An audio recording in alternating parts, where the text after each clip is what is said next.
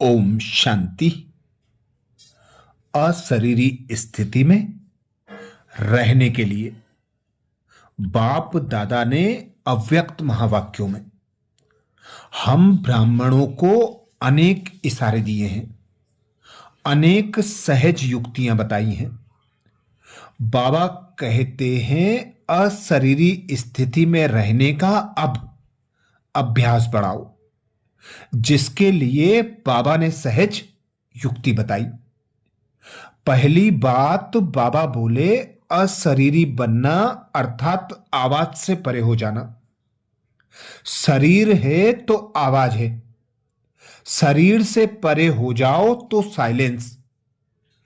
एक सेकेंड में सर्विस के संकल्प में आए और एक सेकेंड में संकल्प से परे स्वरूप में स्थित हो जाएं। बाबा कहते एक सेकेंड में सर्विस के संकल्प में आए और एक सेकेंड में संकल्प से परे स्वरूप स्थिति में स्थित हो जाएं। कार्य प्रति शारीरिक भान में आए, फिर सेकेंड में अशरीरी हो जाएं। जब यह ड्रिल पक्की होगी तब सभी परिस्थितियों का सामना कर सकेंगे। दूसरी बात बाबा बताते, जैसे बाप दादा अशरीरी से शरीर में आते हैं, वैसे ही बच्चों को भी अशरीरी हो करके शरीर में आना है। अव्यक्त स्थिति में स्थित होकर फिर व्यक्त में आना है। जैसे इस शरीर को छोड़ना और शरीर को लेना, यह अनुभव सभी को है। ऐसे ही जब चाहो तब शरीर का भान छोड़कर अशरीरी बन जाओ और जब चाहो तब शरीर का आधार लेकर कर्म करो। बिल्कुल ऐसे ही अनुभव हो जैसे यह स्थूल चोला अलग है और चोले को धारण करने वाली मैं आत्मा अलग हूं।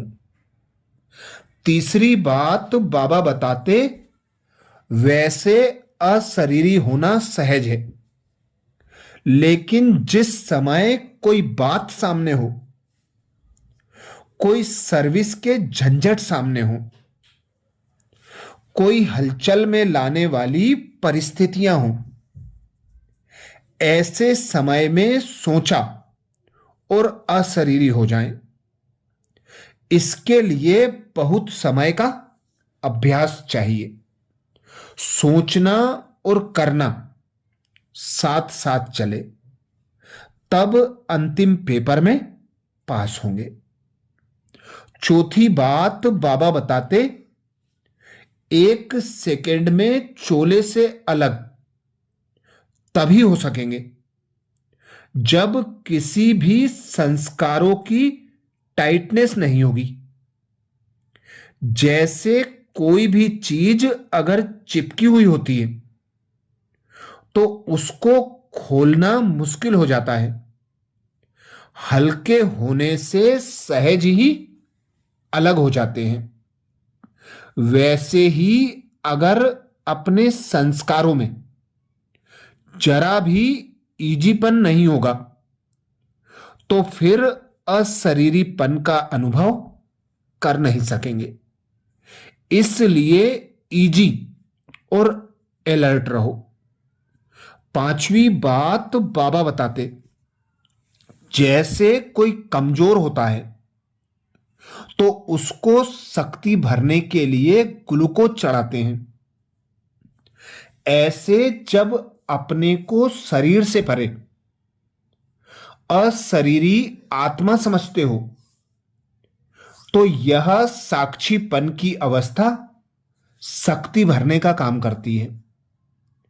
और जितना समय साक्षी अवस्था की स्थिति रहती है, उतना ही बाप साथी भी याद रहता है, अर्थात साथ रहता है। तो बाबा हम बच्चों को अशरीरी स्थिति में स्थित होने के लिए बार बार इशारा देते हैं। बार बार बाबा यही कहते हैं, अशरीरी होने का लंबे समय का अभ्यास होगा तो ही अंतिम हलचल के समय में, कोई भी विघ्न व परिस्थिति के समय में आप 1 सेकंड में फुल स्टॉप लगा सकेंगे। यदि अभ्यास नहीं होगा तो उस समय शरीर से न्यारे होना यह भी जैसे कठिन होगा। तो जितना जितना बार बार प्रैक्टिस करेंगे, कर्म करने के लिए देह का आधार लिया, कर्मेंद्रियों का यूज किया और कर्म करते ही देह से न्यारे प्यारे हो गए। इसीलिए बाबा कहते, व्यक्त से अव्यक्त और अव्यक्त से व्यक्त बनने का अभ्यास बढ़ाओ। इस देह से न्यारे अशरीरी आत्मा बनने का अभ्यास बढ़ाओ। जब भी आप बच्चे इस देह में आते हो तो स्वयं को अलग आत्मा निराकार अनुभव करो। अनुभव करो, मैं करावनहार आत्मा हूं, इस देह की कर्मेंद्रियों से कर्म कराने वाली हूं। मैं आत्मा परम धाम की वासी हूं, वही परम धाम मेरा अविनाशी घर है। मैं यहां मेहमान हूं, इस देह में अवतरित हूं। बाबा ने मुझे श्रेष्ठ कर्तव्य दिया, मैं उस कर्तव्य को पूर्ण करने के लिए इस देह में हूं। तो जितना जितना देह और देही अलग अलग अनुभव करने का अभ्यास होगा, उतना ही अंत समय में स्वयं को न्यारा और एक बाप का प्यारा बना सकेंगे। इसीलिए बाबा कहते, अपने संस्कारों में भी ईजीपन हो, अपनी देह में भी टाइटनेस ना हो। अपने को बार बार इस शरीर से अलग और इस शरीर में आने का बार बार अभ्यास बढ़ाते चलो। कर्म करने के लिए देह का आधार और कर्म करते ही न्यारी और प्यारी स्थिति। इसीलिए बाबा कहते, अशरीरी बनना अर्थात आवाज से परे जाना। शरीर में है तो आवाज है और शरीर से परे हो गए तो साइलेंस स्थिति। इसीलिए बाबा कहते, परम धाम में पिता परमात्मा को याद करो। तो जितना जितना हम बीज रूप अवस्था में स्थित होने का अभ्यास करेंगे, बाप समान बनने का अभ्यास करेंगे, उतना बाप समान न्यारे और प्यारे बन सकेंगे। अच्छा, ऐसे ही और विशेष अव्यक्त बाप दादा के छटे हुए महावाक्य सुनने के लिए बाबा के चैनल को सब्सक्राइब करें। वीडियो को सभी बीके भाई बहनों को शेयर करने की सेवा जरूर करें। ओम शांति।